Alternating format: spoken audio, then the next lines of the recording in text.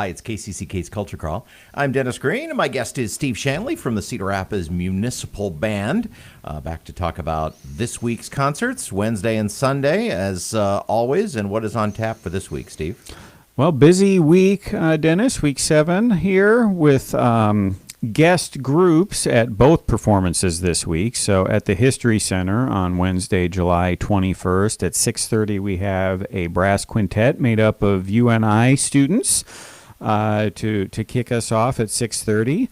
And then on the History Center lawn, we begin at 7:30, and our program this week features Dr. Anthony Williams, trombone professor at the University of Northern Iowa, who our KCCK listeners have no doubt heard Anthony many times in various groups over the years. Big Fun with Steve Grismore would be a recent example, among others. And he's wonderful and very versatile in all styles, and jazz and classical, and found, just as we were talking about a couple of weeks ago with Rod Pearson and the piece Sammy Nestico wrote to feature alto saxophone with concert band, he wrote a piece to feature trombone and concert band that is very much classical, but also has some jazz elements to it. And it's always fun when we get done with the break after the rehearsal and the musicians come up to me and say, "Wow, that soloist sounds so good." That doesn't happen every time, but I had a line of people who were just very excited to tell me how great they thought Anthony sounded at the rehearsal. And of course, he came in and just played it down. It was wonderful. So everybody's going to love that. The piece is called Reflective Mood, and you'll hear how high the trombone can play, and he has a couple of nice cadenzas in there as well. So we've got that on tap. Also for the kids, we're doing some music from the Disney film Coco, Remember Me, which appears throughout the film in different different settings, lullaby and pop, and we have an arrangement that kind of captures some of those different styles, so I think everybody's going to like that. As you and I were discussing at the jazz camp, also playing some music from Star Trek, and you and I were kind of trying to rack our brains for some way to tie it into some sort of anniversary. And what did we eventually decide? 55th anniversary of the TV show? We were desperately trying to figure out this day in Star Trek history, and turns out 2021 is the 55th anniversary of the premiere of the first Star Trek TV show. Yes, so the music is from the reboots from 2009 through 2016 that Michael Giacchino wrote. So, but it ends with his treatment of the original Star Trek theme music as well. So that's a fun one. Band always loves playing that one. Of course, we have to pay homage to the Olympics in Tokyo. So we're playing some John Williams' Summon the Heroes. John Williams wrote 4 different Olympic theme pieces. This was the third one he wrote for the 1996 in Atlanta. And so we'll be playing some Summon the Heroes as well. Also theme music from The Mandalorian, which was sort of my, I like to pick one every week that is just for me.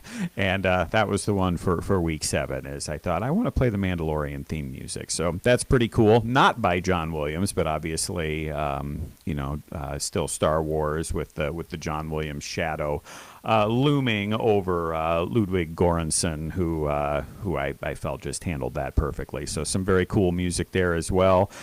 Big band bash as well, featuring all of your favorites from the big band era, the 1930s and 40s. Well, and all of this in just an hour. All of that in just an hour. This one, we are really cramming a lot of good stuff in this week. And for you concert band aficionados out there, we are also playing chorale and shaker dance, which is sort of a big war horse in the concert band world, and it's based on the Simple Gifts folk song. And everyone always loves that one as well. So yeah, those concerts again are Wednesday and Sunday.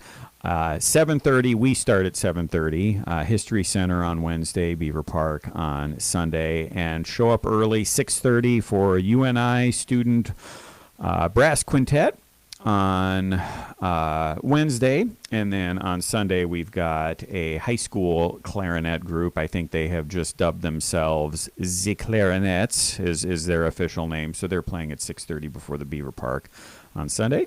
And you can find us at crmuniband.org to get all of this information as well. And probably the best thing you can do is like us on Facebook, and then you'll get notified every time we go live. All of our concerts are being broadcast now, live stream on Facebook, and I think our Sunday concerts, you can catch us on KMRY. Hey, before we go, you did mention briefly jazz band camp. So you're on the faculty for KCCK's Jazz Band Camp, which is happening this week. 70 middle schoolers on the Kirkwood campus. Talk for just a second about, making the transition. And, of course, you've always taught students at all levels. But, you teach college students at a pretty high level all year long. And then we plug you and all the other faculty into the very, very beginner level of jazz for this week. So just talk a little bit about, about that transition and whether, that has value to you as a teacher. It does. And I should point out that I would not say that these are 70 typical middle school students. These middle school students that sign up to participate in the jazz camp every year, I would say probably more closely resemble college students in terms of, attitude and drive and than maybe your average middle school student you're going to find on the street. But yes, of course, they're younger and not maybe quite as far along in their musical journey. And for me, since my primary job at Coe College is helping prepare people to become music teachers, it's just a great thing for me every year to remember, I need to, use this type of vocabulary, maybe a little bit simpler words, or, they maybe don't know what this word means yet. Some things like that are just good for me to then think about when I'm working with the students at Coe. So that's a cool thing. And really, selfishly, it's just very rewarding for me because for most of these students, this is sometimes their first time learning how to improvise. This is their first time really starting to understand some of this music. And so for me to get to be there when that is all happening and seeing those sparks start to develop, it's a really easy thing for me to say yes to every summer. And really, it's only 70. It doesn't feel like that many. No, I will say the passing time in the hallway, then they probably more closely resemble middle school students than they do college students passing around the music building. But, well, we've only had to pick one out of a tree on the Kirkwood campus, so I guess that's something. And that is not something I have had to do recently at Coe College, is ask a student to please come down from the tree. So, yeah. So, again, it's Wednesday and Sunday for the Municipal Band. I will give just a short little plug for our Jazz Band Camp concerts. They are open to the public if you'd like to see the spark go off in some of these musicians as they take their very first jazz solos on a stage.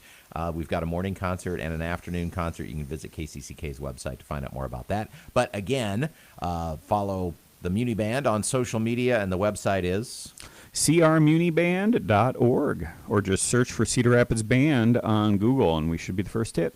Steve Shanley from the Cedar Rapids Municipal Band. You can hear the Culture Crawl live on the radio many weekdays at 10:20, or download the podcast, watch or listen on your own schedule at kcck.org/culture, or using your favorite podcast app.